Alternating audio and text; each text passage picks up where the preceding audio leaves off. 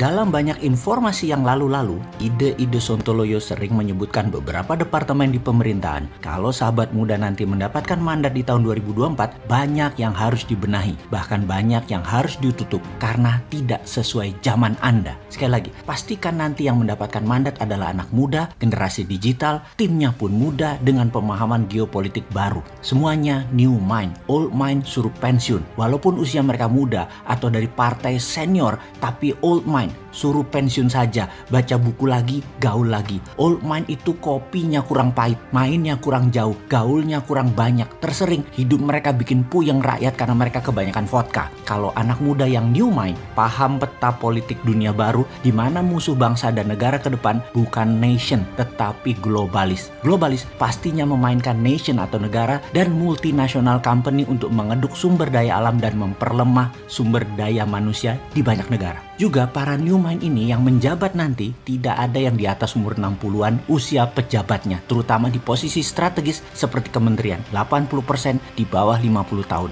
Mereka muda, patriotik, nasionalis, NKRI, garis lurus. Lalu ada beberapa departemen seperti banyak dalam tulisan sebelum ini yang harus ditutup. Salah satunya adalah departemen sosial. Departemen sosial sebaiknya di bawah Pemda, bukan di bawah kementerian. Diatur di bawah pemerintah daerah. Dari dulu tempat ini adalah sarang korupsi dan semua orang tahu. Juga departemen sarang korupsi lainnya yang harus ditutup adalah Kementerian BUMN. BUMN tidak di bawah kementerian lagi. Anak muda pemegang mandat nantinya sudah paham sekali ketidakmanfaatannya BUMN di bawah kementerian karena bisa jadi mesin uang pribadi atau kelompok mengatasnamakan pemerintah atau negara. BUMN di bawah kementerian bukan lagi badan usaha milik negara tetapi harus diganti badan usaha milik pemerintah, BUMP. Kalau caranya seperti saat ini. Dan itu jauh beda banget. Pemerintah dengan negara itu beda. Eksekutif dengan nation itu beda jauh. Hanya yang tidak paham cara bernegara lah menganggap keduanya sama. Atau ada pejabat yang pintar memelintir makna bernegara demi kepentingannya. Dan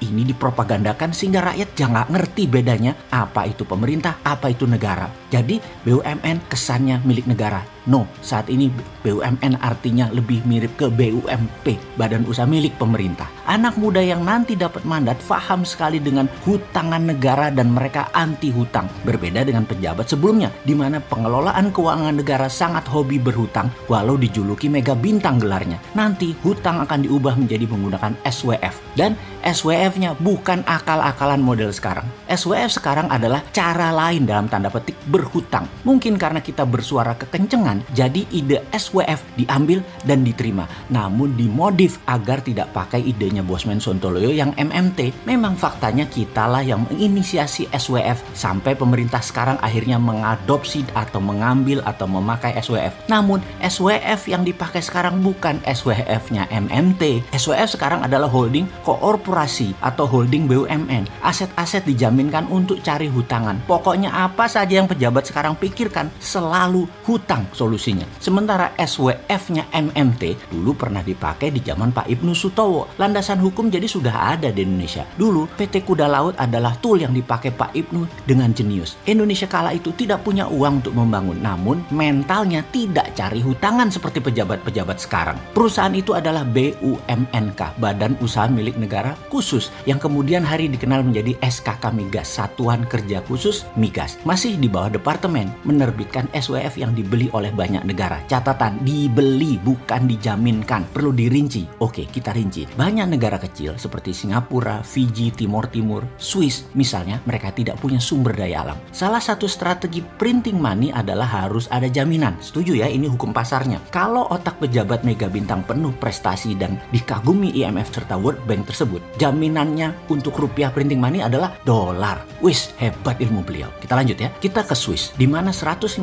tahun yang lalu mereka membangun Swiss Metal Bank, di mana mereka membeli emas, platinum, palladium, dan berbagai metal berharga. Lalu metal-metal ini setiap tahun kan harganya naik. Dengan basis tabungan metal berharga tersebut, Swiss franc dicetak dan dijadikan mata uang terpercaya. Sehingga Swiss sampai saat ini dianggap safe haven country untuk meletakkan uang-uang internasional. Kalau negara lain mau cetak duit perlu jaminan tadi, maka SWF adalah negara yang punya mineral alam menjual aset mereka di muka. Saudi dengan SWF Aramco menjual sumber daya alam mereka, gas dan minyak bumi untuk diambil sekarang, atau bahasa sederhananya adalah di forward. Dana SWF tadi untuk keperluan produktif, di mana Arab Saudi menggunakan dana tersebut untuk membangun properti, lifestyle, dan sarana fisik, melayani tamu Allah, umroh, dan haji, di mana target mereka di tahun 2030 adalah 10 kali dari tahun 2015 ketika mereka pertama kali mencanangkan program Saudi 2030 ini. SWF Indonesia misalnya nikel. Kalau pejabat sekarang nikel dipakai sebagai alat dagang, di mana Indonesia dapat dari pajaknya. Yang kemarin kita jelaskan semua ini nggak jelas. Kalau kaum muda dapat mandat, tidak akan nikel jadi alat dagang, tetapi menerbitkan SWF sebagai alat tawar. Kita jelaskan lagi biar lebih paham. Kita hitung seluruh aset Indonesia atas nikel. Katakanlah nilainya 1 triliun ton yang berupa ore. Maka kalau kita ambil 20%-nya, kita terbitkan SWF. Secara nilai uang kita ambil angka dari langit ya. Ini just for the sake of discussion. Nilainya katakanlah 1.500 triliun rupiah atau 100 billion dolar. Lalu Singapura ambil 30